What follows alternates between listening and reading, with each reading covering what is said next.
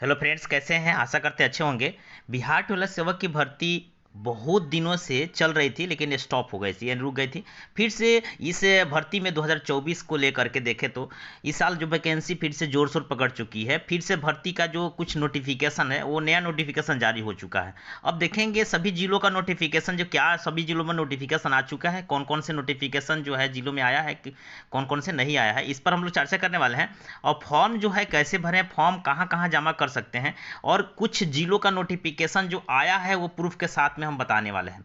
तो दोस्तों, अगर आप मेरे चैनल पर नए आए हैं तो प्लीज़ सब्सक्राइब करके बेल आइकन को जरूर दबा दें, ताकि मैं जो भी अपडेट लाऊं जॉब के रिगार्डिंग आप तक पहुंचता रहे। तो चलिए, हम लोग सबसे पहले हमने जो एक्सप्लेनिंग करके देखा है उसको हम लोग फिर से चेक करते हैं कि कहाँ से नोटिफिकेशन आया है, कौन सा नोटिफिकेशन आया, किस जिले का है, कब तक डेट है उसका, इसके बारे में हम लोग चर्चा कर लें। तो दोस्तों, सबसे पहले अपडेट देख लें कि किस अपडेट का हम ये वीडियो बना रहे हैं। तो देखिए, 16/3/2024 तक का पिछला जितना अपडेट है वो मैं इसमें डिस्कस करने वाला हूँ। और ये 16/3/2024 तक कौन कौन से डिस्ट्रिक्ट का नया अपडेट आया है, या जो वैकेंसी निकल चुकी है, जिसका फॉर्म जो है भरा चुका है, उसका भी अपडेट हम बताने वाले हैं इसमें। तो दोस्तों, अगर आप चाहते हैं इस वीडियो में टोटल नॉलेज लेना, यानी टोटल जानकारी को प्राप्त करना, तो आप बने रहें अंत तक ले। देखिए, इसमें हम कॉन्फ़िगरेशन को देखते हुए थोड़ा सा चलते हैं। तो टोटल पोस्ट की बात करें तो ये 2578 पोस्ट है। यानी पोस्ट का नाम तो आपको पता होना चाहिए कि टोला सेवक के साथ साथ तालीम मरकज भी है, तालीमी मरकज। और इसमें जॉब कैसा होना चाहिए, तो ये परमानेंट जॉब है, 60 साल के लिए जॉब है। इसमें गवर्नमेंट जॉब है, ऐसा नहीं है कि कोई कॉन्ट्रैक्ट बेसिस जॉब है हटा दिया जाएगा बीच में। ये गवर्नमेंट का जो है परमानेंट जॉब है। और इसमें 22,000 तनख्वाह आपको मिलने वाले हैं। पहले इसका 11,000 जो है मिलते थे, अभी 22,000 कर दिया गया है इसका गवर्नमेंट की तरफ से। और अप्लाई का जो मोड है वो आपको ऑफलाइन ही करना है। तो दोस्तों, अगर ये अप्लाई अगर आप करते हैं तो कहाँ जमा करना पड़ेगा, तो आप अपने स्कूल, जिस स्कूल में एक केंद्र बनाया गया होगा, जैसे अपने पंचायत में कहीं स्कूल होगा, उसमें एक केंद्र बनाया होगा टोला सेवक केंद्र, उस टोला सेवक केंद्र को पता करें और वहाँ पे फॉर्म को जमा करें। डॉक्यूमेंट्स कौन कौन सा लगने वाले हैं ये सारे हम डिस्कस करने वाले हैं। क्वालिफिकेशन क्या लगने वाले हैं और कौन कौन से नए डॉक्यूमेंट्स चाहिए वो सभी डिस्कस इस वीडियो में हम करने वाले हैं। और एग्जाम टाइप तो होगा क्या, तो कुछ नहीं, एग्जाम आपको नहीं होगा। यानी नो एग्जाम, मेरिट बेसिस पर एग्जाम नहीं होगा, मेरिट बेसिस पर सिलेक्शन होने वाला है। जिसका नंबर ज़्यादा होगा उसका सिलेक्शन होगा। और ये 10th लेवल का जो है जॉब है, 10वीं क्लास पास होना चाहिए। और उसमें आप फर्स्ट डिवीज़न है, सेकेंड डिवीज़न है या थर्ड डिवीज़न है, इसमें कोई मायने नहीं रखता है। आप अप्लीकेशन फॉर्म भर सकते हैं और जो आपके पंचायत में जितने लोग हैं वो आपको इस मेरिट में देखेंगे कि कितने लोग हैं उस मेरिट में। अगर अच्छा नंबर आपका है तो सिलेक्शन होगा। ये आपका सिलेक्शन आपका प्रखंड स्तर होने वाला है, प्रखंड स्तर पर। दोस्तों, एक और बात बता दें आपको। देखिए, इसमें आपको मेरिट तो बनेगा ही बनेगा, उस मेरिट के आधार पर आपका ये सिलेक्शन होने वाला है। और इसमें उसी का जॉब होने वाला है जो कैटेगरी SC ST में आते हैं, उन्हीं का जो है इसमें सिलेक्शन होने वाला है। यानी वही फॉर्म भर सकते हैं, इसमें OBC और जनरल नहीं भर सकते हैं। जो SC ST में आते हैं या जो EBC में आते हैं, उनके लिए ही ये एप्लीकेशन फॉर्म है, वही भर सकते हैं अधिकांश। और इसमें जैसे देखिए, जो उर्दू से हैं वो तालीमी मरकज का फॉर्म भर सकते हैं, उसका स्कूल होता है अलग, उर्दू स्कूल। और जो उर्दू नहीं लिए हिंदी से हैं, वो आप इसमें टोला सेवक के फॉर्म में भर सकते हैं। और इसमें क्या क्या कार्य होना चाहिए, तो आपको इसमें भी कार्य क्या क्या होंगे फॉर्म भरने के बाद में, जैसे आपका सिलेक्शन हो जाता है तो क्या क्या कार्य होंगे, इस पर भी हम लोग डिस्कस करने वाले हैं। तो सबसे पहले हम देखते हैं कि इसमें अप्लाई जो होगा उसमें एज लिमिट कितना होना चाहिए आपका।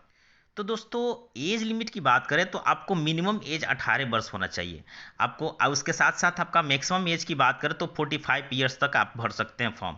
और एज रिलैक्सेशन की बात करें तो आपको जो जैसे जैसे एज पर रिक्वायरमेंट होगा, जैसे में आपके SC ST से आते हैं तो उसमें 5 साल का छूट होता है, वो तो है ही। उसके बाद में OBC में आते हैं वो 3 साल का छूट होता है, उसमें इंक्लूड करके इसमें रखा गया है। तो दोस्तों, अगर आप कोई भी क्यूरी हो प्लीज़ कमेंट में जरूर लिखें। चलिए, हम लोग देखते हैं कि कौन कौन से डिस्ट्रिक्ट का आया है, कौन कौन सा नहीं आया है, उस पर हम लोग चर्चा कर। तो दोस्तों, ये फॉर्म का जो फॉर्मेट होता है वो कैसा होगा, तो इस प्रकार होगा, आप चेक कर सकते हैं। इसमें डायरेक्ट आपका लिखा होगा एप्लीकेशन फॉर्म, जन शिक्षा निदेशक बिहार पटना शिक्षा सेवक एवं शिक्षा सेवक तालीमी मरकज नियोजन हेतु आवेदन पत्र। और इसमें आपको क्रम संख्या डालने की जरूरत नहीं है, वो अपना जो है ऑफिस चढ़ाएंगे और इस तरह से यह फॉर्म आपको मिलेगा। और इस फॉर्म में जैसे आपको भरने की बात है तो मैं एक वीडियो बना चुका हूँ कैसे फॉर्म भरें, उस पर आप उस वीडियो को देख सकते हैं। मैं डिस्क्रिप्शन में उस लिंक को डाल दूंगा और ये फॉर्म कहाँ से डाउनलोड करना है वो भी मैं डिस्क्रिप्शन में डाल दूंगा, वहाँ से आप ऑलरेडी फॉर्म को डाउनलोड कर सकते हैं और डाउनलोड करके आप जाएंगे तो प्रिंट आउट करा सकते हैं। देखिए इसमें कौन कौन से डॉक्यूमेंट्स लगेंगे उस पर भी हम चर्चा कर लेते हैं। जैसे टोला सेवक फॉर्म भरने में क्या क्या लगेगा इस पर देखें तो आपको आधार कार्ड नेसेसरी है, साथ में मैट्रिक मार्कशीट और यह सर्टिफिकेट, ये दोनों जरूरी है। आवासीय प्रमाण पत्र भी जरूरी है, जाति प्रमाण पत्र, मोबाइल नंबर और पासपोर्ट साइज फोटो। उसके साथ साथ अनुभव अगर है तो अनुभव प्रमाण पत्र आप ले सकते हैं, उनके लिए जो है जो अनुभव किए हुए हैं। तो बहुत सारे कम कैंडिडेट होंगे जो अनुभव किए होंगे, अधिकांश आपको 6 जो है डॉक्यूमेंट्स लगना जरूरी है। तो देखिए अब टोला सेवक में कौन कौन से फॉर्म को भर देंगे कैटेगरीज वाइज, तो उनको हम बता दिए हैं कि जनरल नहीं भर सकते हैं, ओबीसी नहीं भर सकते हैं और बीसी नहीं भर सकते हैं। ईबीसी के जो भी कैंडिडेट हैं वो माइनॉरिटी में आते हैं तो वो भर सकते हैं। साथ साथ आपको एसी के जो भी कैंडिडेट हैं वो सभी भर सकते हैं, एसटी के भी जो भी कैंडिडेट है वो सभी भर सकते हैं इसमें। और उनके लिए जो है इसमें फी का कोई प्रस्ताव नहीं रखा गया। अब देखिए इसमें कार्य क्या होंगे टोला सेवक में, उस पर हम लोग चर्चा करें तो तालीम मरकज और टोला सेवक के कार्य क्या होंगे। तो कार्य में आपको पता होना चाहिए कि शिक्षा सेवक और तालीम मरकज का कार्य महादलित और दलित, यानी आपको बता दें कि अल्पसंख्यक और अति पिछड़ा वर्ग में साक्षरता, शिक्षा और सामाजिक सुधार के लिए यह जो है भर्ती किया गया है, माने भर्ती किया जा रहा है। मैं जनरली आपको समझाते चलता हूँ, वीडियो बहुत लंबा हो जाएगा अगर एक 1 बाय 1 करके हम पढ़ें तो। देखिए 6 से 14 वर्ष के जितने भी विद्यार्थी होंगे या बच्चे होंगे उनको विद्यालय से जोड़ने का काम करना है, या और उनको विद्यालय से जोड़ करके 75% जो है अटेंडेंस बनवाने का काम करना है प्रत्येक स्कूल में। जिस स्कूल में आपका जो है बच्चा नहीं जा रहा है वहाँ पहुँचाने का काम करेंगे। दूसरा क्या है कि जो भी प्रारंभिक तैयारी कर रहा है प्रतिदिन एक साथ जो है विद्यालय ले जाना, यानी तैयारी करा करके और उन्हें विद्यालय में ले जा करके छोड़ करके उनको बैठा करके और पढ़ाने का काम जो है विद्यार्थी को विद्यालय में जो भी प्रधानाध्यापक या अध्यापक होंगे उनको समझा करके उनके अंडर में पहुंचाने का काम करना है। तीसरा कार्य क्या है कि जब भी विद्यालय में जो भी बच्चे जाते हैं उनका देख रेख, यानी अगर वो नहीं जा रहे हैं तो पहुंचाने का काम करना है। और साथ साथ वयस्क महिलाओं जो पढ़ी लिखी नहीं है और शिक्षित है उनको भी सिखाने का काम करना है, जो साक्षर बनाने का या दस्तखत करने आ जाए वहाँ तक, यानी इन्हीं का काम है। और उसके बाद में शिक्षा सेवक यानी तालीम मरकज जो भी होंगे वो 6 से 14 वर्ष के बच्चों को, यानी उनके बीच के बच्चों को पहुंचाने का काम तो करना ही करना है। और इसके साथ साथ एक और इम्पॉर्टेंट बात बताते चलें हम आपको, तो देखिए जो भी विद्यालय में काम होंगे वो अध्यापक के साथ में काम करना है और अध्यापक जो भी कहेंगे उस चीज़ को फॉलो करना है। साथ साथ वो स्कूल का मेंटेनेंस भी देखना है। तो दोस्तों ये चीज़ें तो हो गई। अब हम लोग देखेंगे कि कौन कौन से डिस्ट्रिक्ट आया है, कौन कौन सा नहीं आया है नोटिफिकेशन, उस पर चर्चा करते हैं। तो दोस्तों ये जो है हमने बता रखा है कि जो डिस्ट्रिक्ट वाइज और आपको शिक्षा सेवक, तालीमी मरकज और नोटिफिकेशन, ये सारे कॉलम बनाए हैं हमने। और इसमें नीचे जो है जितने भी डिस्ट्रिक्ट हैं उनके सामने हमने लिख दिया है कि कौन कौन सा डिस्ट्रिक्ट आया है, कौन कौन सा डिस्ट्रिक्ट का नहीं आया है। ये जो आपको दिख रहा है ये सारे चीज़ हम डिस्क्रिप्शन में आपको दे देंगे, वहाँ से आप जा करके डाउनलोड कर सकते हैं। देखिए एक डिस्ट्रिक्ट का जो आया है वो है ईस्ट चंपारण, जो नया अभी जस्ट आया है। और पूर्वी चंपारण का जो आया है उसका हम टोटल नोटिफिकेशन दिखा रहे हैं आपको। नोटिफिकेशन के साथ में आपको प्रत्येक प्रखंड में कितने कितने सीट हैं वो भी सब हम चर्चा करेंगे इसमें। देखिए अगर आपको भरना है तो प्लीज़ कमेंट में जरूर लिखें, आपका जरूर आंसर दिया जाएगा। तो चलिए हम पूर्वी चंपारण का जो नोटिफिकेशन आया है उसको हम लोग डाउनलोड करके देखते हैं। तो दोस्तों ये रहा जो है पूर्वी चंपारण का जो भी नोटिफिकेशन है वो है। अब इसमें डायरेक्ट लिखा हुआ है, ये आपको ओरिजेंटली नहीं वर्टिकली है। तो वर्टिकली नहीं, हॉरिजॉन्टली है। हॉरिजॉन्टली में आपको दिख रहा होगा। अगर आपको ये नोटिफिकेशन को चाहिए तो मैं डिस्क्रिप्शन में दे दूंगा, वहाँ से आप जा करके डाउनलोड कर सकते हैं और इसमें देख सकते हैं कि कौन से प्रखंड का कहाँ कहाँ से कितना आया है। देख सकते रामगढ़वा का भी जो है मंगलपुर पटनी से कोई सीट है, बहुत सारा सीट जो है आपको इसमें दिख रहा होगा।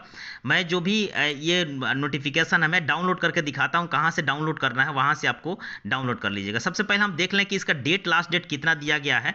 तो आप यहाँ पे देख सकते हैं 1 नंबर में क्या लिखा हुआ है कि विज्ञापन नियोजित एनआई व्यवसाय पर प्रखंड स्तरीय पंचायत के सार्वजनिक स्थलों पर नोटिस जो है जारी कर दिया गया है।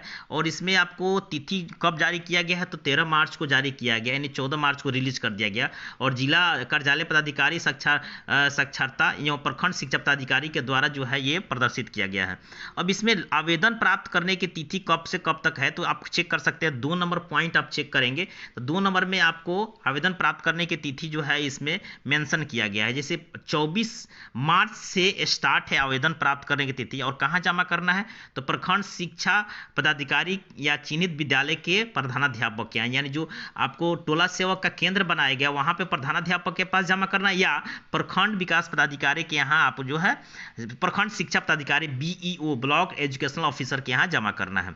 चलिए इसका अंतिम तिथि की बात करें तो आपको अंतिम तिथि में, यानी आपको सबसे पहले मेगा अंक कब सूचित किया जाएगा तो आपको 24 मार्च से स्टार्ट करेंगे और 25 मार्च तक जो है इसका जो है 24 मार्च को एक दिन का जो है दिया गया है आपको फॉर्म भरने का। और 25 मार्च का मेधा सूची का जो है यहाँ पे दिखाई दे रहा है, मेधा अंक की गणना की जाएगी। और उसके साथ साथ अंतिम डेट की बात करें तो अंतिम डेट आपको आपको अंतिम मेगा सूची का प्रकाशन का डेट दिया गया है यहाँ पे ना, तो आपको 31 मार्च तक। तो दोस्तों अगर इसको नोटिफिकेशन देखना है तो प्लीज़ आप कमेंट में ज़रूर लिखें, मैं आपको प्रोवाइड करा दूंगा, डिस्क्रिप्शन में दे दूंगा, वहाँ से आप जा करके डाउनलोड कर सकते हैं।